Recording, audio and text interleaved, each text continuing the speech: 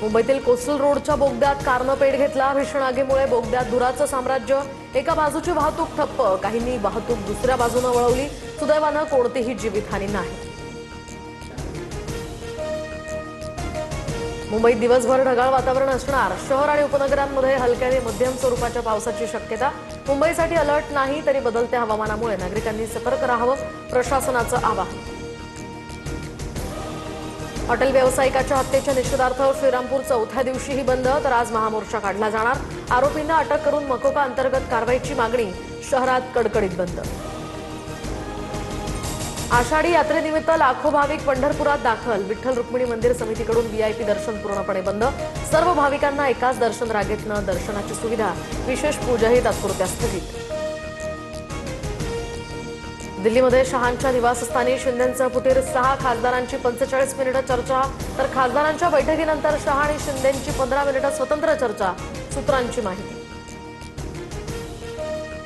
विकास कामांना निधी कमी पडू देणार नाही, तुम्ही निश्चिंत रहा। अमित शहांचा खासदारांना शब्द, तर श्रीकांत शिंदेंवर बंडखोर खासदारांच्या समन्वयाची जबाबदारी। सूत्रांची माहिती।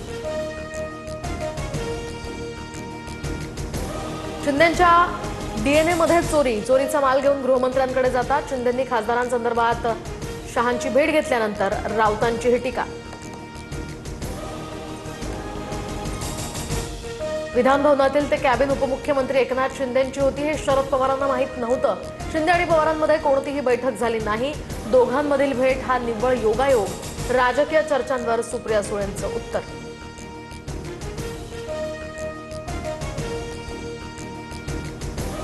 उद्धव ठाकरेंनी रामरक्षाची 2 पानं तरी वाचून दाखवावीत। मुख्यमंत्री फडणवीसांचा टोला, तर रामरक्षा कशी म्हणायची ते आम्ही बघू। फडणवीसांनी राम मंदिर दानपेटीच्या चोरी संदर्भात बोलावं, राऊतांचं आव्हान। उद्धव ठाकरेंसह त्यांचे शिवसैनिक राम मंदिरातील कुठल्याही आंदोलनात नव्हते। फडणवीस पहिल्या राम मंदिराच्या आंदोलनावेळी 18 दिवस तुरुंगात होते। दरम्यान तेव्हा सुद्धा फडणवीस अयोध्येत उपस्थित होते। नवनाथ बन यांचं राऊतांना प्रत्युत्तर। ठाकरेंच्या नागपुरातील 18 जुलैच्या सभेसाठी मैदानाचा या ठिकाणी पेच, तर रामरक्षा पठणानंतर मंदिरात शेजारील मैदानात ठाकरेंच्या सभेचंही नियोजन। त्याच मैदानात फडणवीसांच्या वाढदिवसानिमित्त महायज्ञाचं आयोजन। भाजपकडून आधीच मैदान बुक।